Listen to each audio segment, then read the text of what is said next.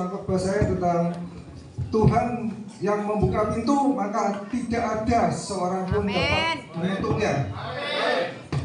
Saudara, seringkali kita ini sebagai manusia, kita mendengarkan kata-kata teman, kata-kata orang dunia. Dunia ini berkata bahwa andalkan kemampuanmu sendiri, percayalah pada dirimu sendiri. Tapi itu salah, saudara. Karena kita ini sebagai manusia terbatas kemampuan kita. Dunia seringkali berkata, ikutilah kata hatimu, percayalah pada suara hatimu. Tapi seringkali itu juga salah, saudara, karena suara hati bisa menipu, karena terpengaruh kedagingan kita yang seringkali melemah. Dunia berkata, tanya ke ahlinya loh kalau nggak ngerti ya Pak ya. Tapi seringkali, saudara, kita tanya ke ahlinya, bukan malah kita dapat kebenaran, malah kita sesatkan. Contohnya seperti Raja Saul itu dulu tanya ke peramal di Endor, malah tersesat, malah akhirnya dia sama satu keluarga mati semua. Nah pada hari ini mari kita buka firman kita di Wahyu 3 pasal 7 sampai 8. Wahyu 3 pasal ya, pasal 3, Wahyu pasal 3 ayat 7 sampai 8. Ya, saya bacakan. Kepada jemaat di Philadelphia, dan tulislah kepada malaikat jemaat di Philadelphia, inilah firman dari Yang Maha Kudus, yang benar, yang memegang kunci Daud. Apabila Ia membuka, tidak ada yang dapat menutup. Apabila Ia menutup, tidak ada yang dapat membuka. Aku tahu segala pekerjaanmu. Lihatlah, aku telah membuka pintu bagimu yang tidak dapat ditutup oleh seorang pun.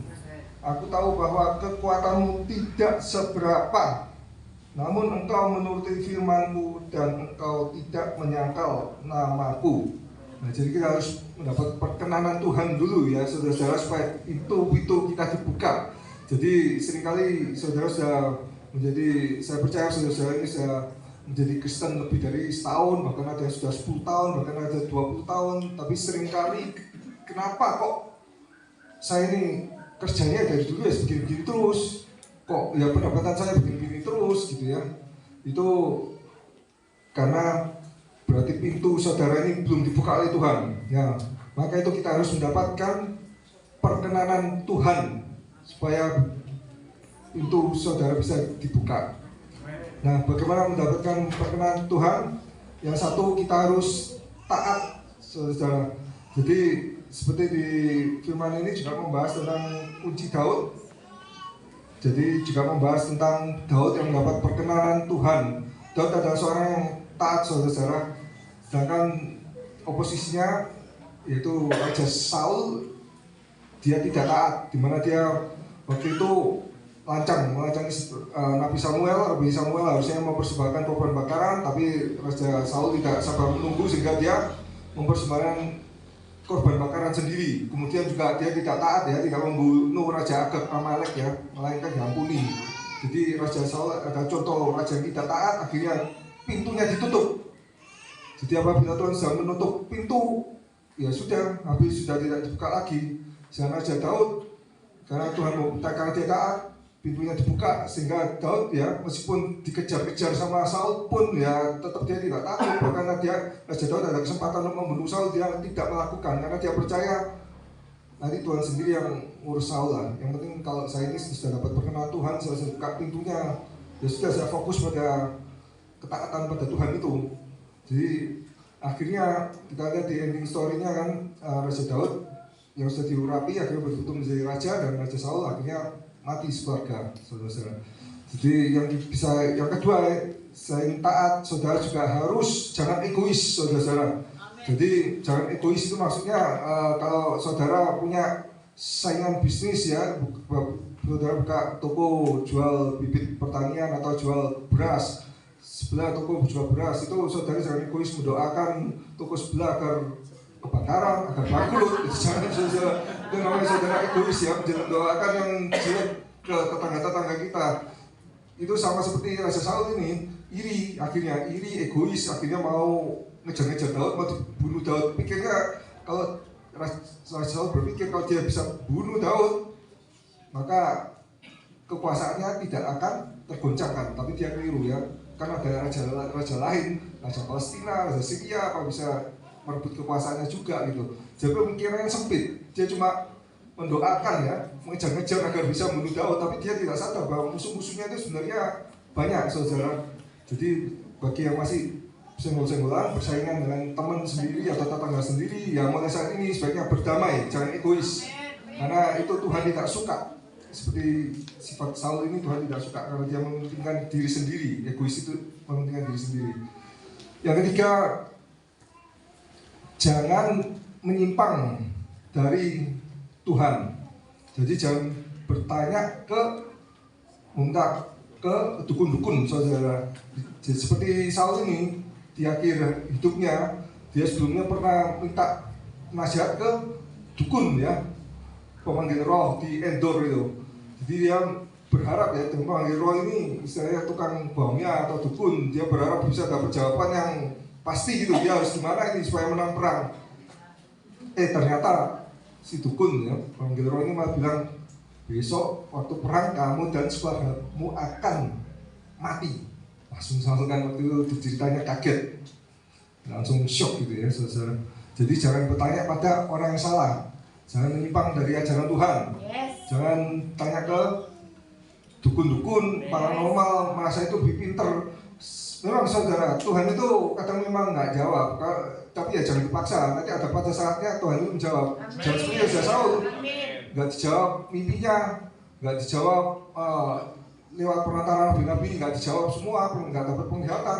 Ternyata akhirnya larinya ke dukun, larinya ke orang-orang yang punya roh jahat itu. Akhirnya ya dapatnya malah celaka gitu, karena orang yang main dukun ya kita bisa lihat ya, itu kan akhirnya terganggu ya kesehatannya ya, bisa umur pendek, terganggu kesehatannya, atau anaknya yang celaka jadi tumbal gitu. Pokoknya kalau yang namanya setan itu pasti bayarannya minta nyawa gitu, saudara. Jadi hati-hati terhadap itu, saudara.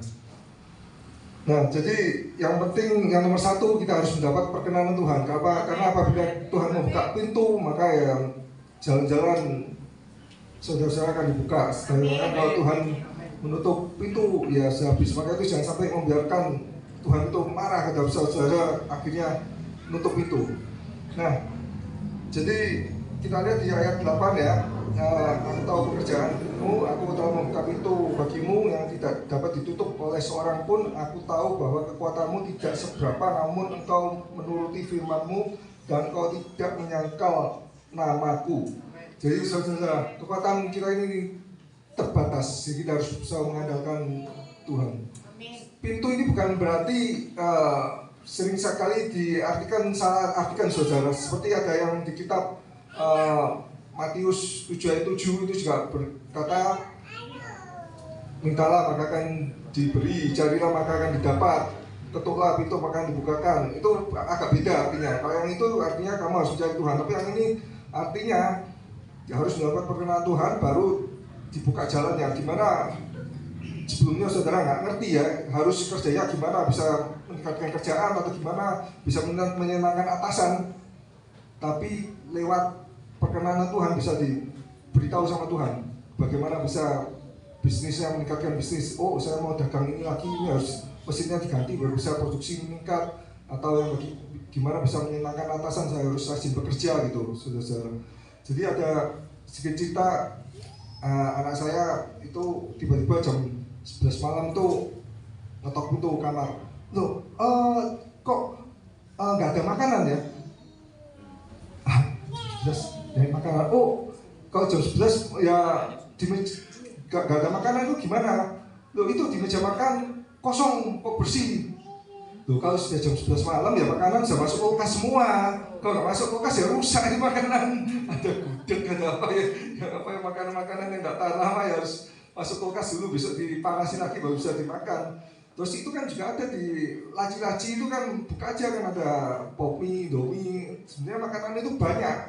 Tapi anak saya cuma melihat yang di meja aja. Kalau di meja ini kosong, ya dia beranggapan ya kosong, tapi dia tidak bisa melihat. Kalau di laci atau di kulkas ini ada makanan gitu. Ya seringkali kita seperti itu saudara. Jadi seringkali sebenarnya berkat Tuhan itu sudah ada, tapi masih tertutup. Dengan dibukanya pintu, saudara bisa melihat berkat-berkat Tuhan. Oh, saya harus begini, saya harus begitu. Tuhan akan memberikan pengetahuan mengerti yang terhadap saudara. Amin. Nah, jadi saudara tidak perlu khawatir. Tuhan sudah tahu bahwa kemampuan itu saudara terbatas. Tapi mari kita serahkan semua kekhawatiran saudara, segala masalah-masalah, segala kesulitan saudara hanya kepada Tuhan saja. Amin. Mari kita nyanyikan lagu Dia yang buka pintu.